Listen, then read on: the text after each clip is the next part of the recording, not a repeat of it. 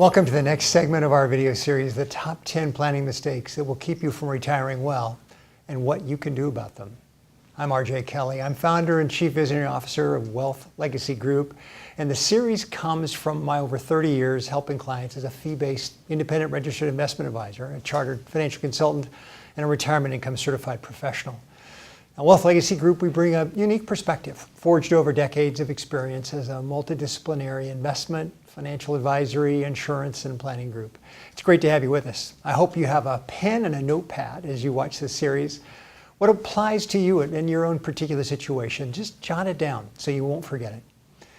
I talked about the second biggest reason I find Americans are unprepared to retire: procrastination, contributed to by an excessive lifestyle. This sort of spend now, regret later lifestyle affects us all to one degree or another at one point in our lives. The most important thing is hopefully getting good counsel early enough to counteract the foolishness of youth or the not so young. As my dear late mom often said, you can't put an old head on young shoulders, but I sure want to try. In fact, the ability to defer until later, deferred gratification, is actually a habit that can be cultivated. So I've got good news for you. If you feel like you maybe don't have that yet, it can be cultivated. So no matter how badly you or I might have blown things in the past, today is a new day. Now, despite the consequences, we might have to unring the bell on a few foolish choices we have made, especially in allowing lifestyle to crowd out savings for retirement. We can start to make better decisions today and going forward from today. Now, in this segment, we're going to talk about one major false assumption that can have a drastic impact on your ability to retire at all, let alone retire well.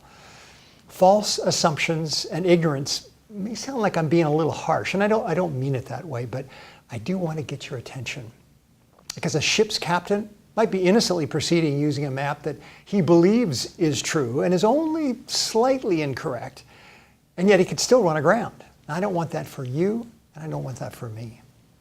So what are some areas where I find people with false assumptions or ignorance? And one of the biggest areas is how long they expect to live. One of these is the area of dramatically increasing life expectancy. And I often ask clients how long they plan to live. Now, I personally have set my thermostat for 147. I want to see New Century come in. But many will respond with answers about their grandparents or parents, assuming that really has much to do with their own life expectancy. And folks, please hear me loud and clear on this. We're not our grandparents' or parents' life expectancy, and misunderstanding that one simple fact can absolutely sabotage a retirement plan. Now, as a for instance, in 1911, the life expectancy for men was 53.6 years, but for male children born in 2014, it skyrocketed to 78.3 years, nearly 25 years longer in just 100 years. It's even better for women. A woman born in 1911 had a life expectancy of 54.1. But by 2014, it had stretched all the way to age 82.7, or nearly a 30-year increase. But this is only part of the story. Have you ever heard the truism that the longer you live, the longer you live? Well, it sounds like a joke, but it really isn't. What it means is that when you reach a certain age, like 70, some of the things that might have killed a person are behind them. For example, taking the newest uniform lifetime table, which IRS uses to determine how much you have to take out of your retirement accounts each year, a 70-year-old has 27.4 more years to go before half of those that are age 70 are dead. And that's 97.4.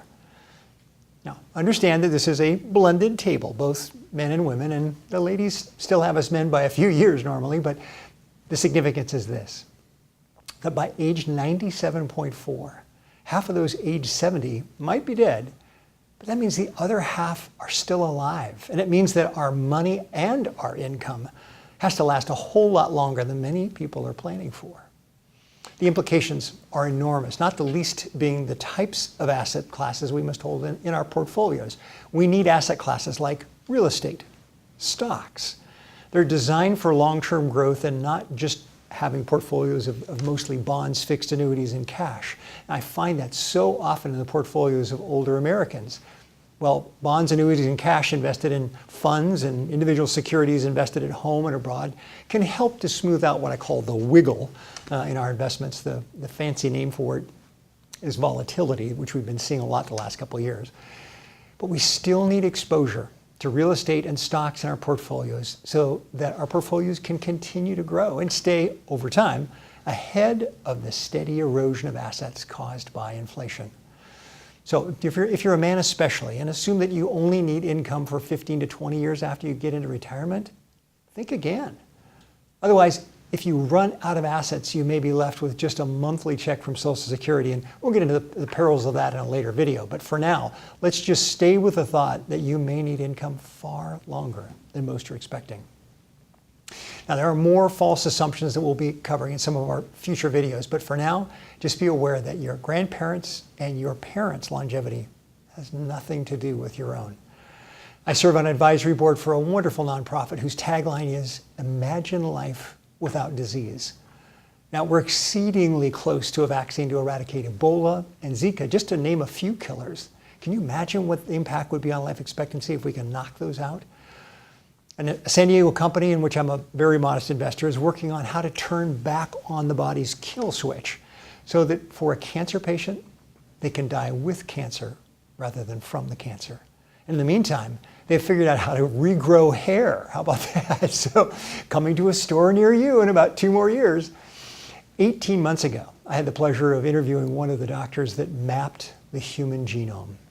And what we learned from Craig, among other things, is that we may be within a generation or 2 of reaching stasis in human longevity. That is, we may be reaching a point where we determine how long we choose to live. And I guarantee you that is going to explode our assumptions of planning and investing and a whole lot more. So hopefully this has prompted some questions for you. You can visit us on our website for more information. You can see our website there below, or send some questions to our email address. And if you'd rather get some quicker answers, just call us on our 800 number. We offer a 20-minute free consultation to discuss your unique situation. Let's talk about what you're concerned about. What has you awake at night? And what do you already have in place already, and where might there be some gaps? I'll give you my candid feedback about what I like about what you're doing and where I think there's some ways to improve your plan and make it better. Regardless of your preference, don't put it off. Your financial future is at stake, and let's get it built on the most solid of footing. Now, in the next segment, we're going to talk about your home. And if you're an entrepreneur, your business as well. But let's discuss the benefits and perils that could threaten your ability to retire when you want, and in the comfortable manner you and your spouse, partner wish to enjoy. I'm RJ Kelly. Let's get started planning for your ideal tomorrows today.